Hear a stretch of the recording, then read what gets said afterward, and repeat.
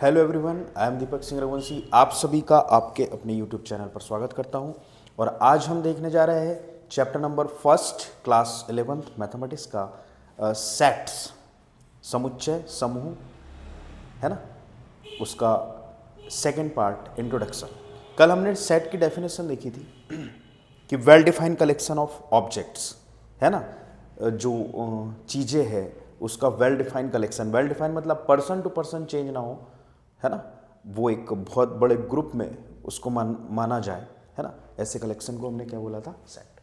Representation of set हमने example देखे थे इंग्लिश अल्फ़ाबेट के सारे स्वर A E I O U, vowel of English alphabet, इनके सेट को हम नॉमिनेट कर देते कैपिटल ए से, है ना। नॉमिनेशन मतलब एक जो सेट को रिप्रेजेंट करते हैं वो कैपिटल लेटर से करते हैं। b इज इक्वल टू हमने मान लिया नेचुरल नंबर 1, 2, 3, 4, 5, 6। क्लियर। एक सेट और c इज इक्वल टू हमने मान लिया, मान लो a, b, c, d, e। Clear है। तो इस प्रकार से कर्ली ब्रैकेट के अंदर लिखा जाता है सेट। ठीक है। तो ये सेट की डेफिनेशन देखी थी, ये वेल डिफाइन है ना, ये वेल डिफाइन है, ये वेल डिफाइन है। ठीक है। अब हम अगर यहाँ दो सेट की बात करें, स्पेसिफिक दो सेट्स की बात करें मान लो, ठीक है, तो एलिमेंट्स क्या होते हैं, सेट के एलिमेंट्स क्या होते हैं, एलिमेंट्स पर जिक्र करते हैं कि लेट कंसीडर हमने माने let set A is equal to A E I O U है and set B is equal to 1, 2, 3, 4 है। क्लियर है। 1, 2, 3, 4 है। तो यह हम बात करेंगे एलिमेंट। यदि हम देखें कि जैसे हमें क्वेश्चन दे दिया नंबर फर्स्ट, है ना, कि ये जो ए है क्या एलिमेंट है ए का, तो इसके बीच में साइन कैसा सिंबल यूज करेंगे आप? एलिमेंट को शो करने के लिए, किसी सेट के एलिमेंट को शो करने के लिए कौन से सिंबल का यूज करते हैं? तो a element capital A, small a element है कैपिटल ए का, तो ये सिंबल आता है बिलोंग्स टू का, ऐसा। क्लियर है। इस टाइप का सिंबल आता है बिलोंग्स टू का। ठीक है, बिलोंग्स टू। ठीक है। इसका मीनिंग क्या? इसका मीनिंग ये निकलता है कि ए बिलोंग्स टू कैपिटल ए। ठीक है। अच्छा, वन ए का एलिमेंट है क्या? नहीं, तो is not belong to. Clear है। क्या 2 ए का एलिमेंट है क्या? ए का एलिमेंट है क्या? Is not belong to. अच्छा, 3 बी का एलिमेंट है क्या? बी का एलिमेंट है क्या? यस, बी का एलिमेंट है। ठीक है। जो 4 है वो बी का एलिमेंट है क्या? यस, बी का एलिमेंट है। क्लियर है। ठीक है। अच्छा, ए जो है वो बी का एलिमेंट है क्या? नहीं, is not belong to. Clear है। तो belongs to, is not belongs to, ये जो सिंबल है ये रिप्रेजेंट करता है कि कोई एलिमेंट किसी सेट का एलिमेंट है अथवा नहीं। इज नॉट बिलोंग टू मतलब ए बी का एलिमेंट नहीं है लेकिन ए का है तो ए में बिलोंग करेगा। क्लियर है। आई होप आपको ये सिंबल समझ में आया होगा। अब सेट्स को रिप्रेजेंट करने के दो तरीके हैं। हम दो तरीकों से सेट्स को रिप्रेजेंट कर सकते हैं। ठीक है। एक तरीका होता है आपका रोस्टर और टेबुलर फॉर्म, सेकंड है सेट बिल्डर फॉर्म। क्लियर है। रोस्टर और टेबुलर फॉर्म और सेकंड है आपका क्या? Set builder form. इन दो तरीकों से हम किसी भी सेट को रिप्रेजेंट कर सकते हैं। ठीक है। इन दोनों तरीकों को हम बारी बारी से देखेंगे। ठीक है। तो सबसे पहला तरीका हमारे पास क्या है? रोस्टर और टेबुलर फॉर्म। जैसे मान लो सेट ऑफ नेचुरल नंबर का सेट लिया, लेस देन क्या लिया हमने? Less than 6। क्लियर है। लेस देन क्या ले लिया? 6। तो रोस्टर या टेबुलर फॉर्म में रिप्रेजेंट करने के लिए हम ऐसे रिप्रेजेंट करेंगे कि उसके सेट का नॉमिनेशन हम नाम दे देते हैं कैपिटल लेटर से कि उस सेट को हमने क्या मान लिया? सेट ए मान लिया। और 6 से छोटे सभी नेचुरल नंबर है इन कर्ली ब्रैकेट 1, 2, 3, 4, 5। क्लियर है, और 6 इससे क्या है, छोटे हैं। क्लियर है।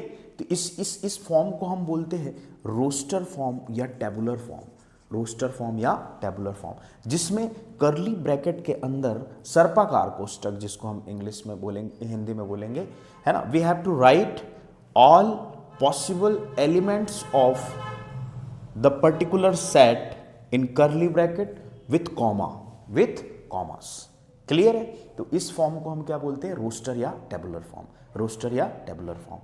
क्लियर है। जिसमें 1 भी ए का एलिमेंट है, 2 भी ए का एलिमेंट है, 3 भी ए का एलिमेंट है, ठीक है, एक्सेट्रा। तो इसे हम बोलते हैं रोस्टर या tabular form. Set builder form किसे बोलते हैं, हम उसकी कॉमन क्वालिटी जो सभी में है, जो हमने बोला था वेल डिफाइंड वो, तो उसकी जो डेफिनेशन है जो सब पर एक जैसी डिफाइन होती है, उस कॉमन प्रॉपर्टी के साथ हम एक स्टेटमेंट के अकॉर्डिंग टू स्टेटमेंट की फॉर्म में उसे जब लिखें तो अब हम उसे क्या बोलेंगे, सेट बिल्डर फॉर्म। इसी सेट को हम सेट बिल्डर फॉर्म में लिखते हैं। तो ए एक सेट है, curly bracket, x such that x is a natural number, क्या है ये, natural number, and less than 6। Clear है, लेस देन 6, ठीक है। तो हमने एक स्टेटमेंट की फॉर्म में लिखा, उसी सेट को हमने एक स्टेटमेंट की फॉर्म में लिखा, इसे बोलते हैं सेट बिल्डर फॉर्म। क्या बोलते हैं, सेट बिल्डर फॉर्म। ए एक सेट है जिसका एक एलिमेंट x, एक एलिमेंट x, ये सभी के लिए लागू होता है, ये जो x है सभी के लिए लागू होता है। जहां सच दैट, इसे हम क्या बोलेंगे, सच दैट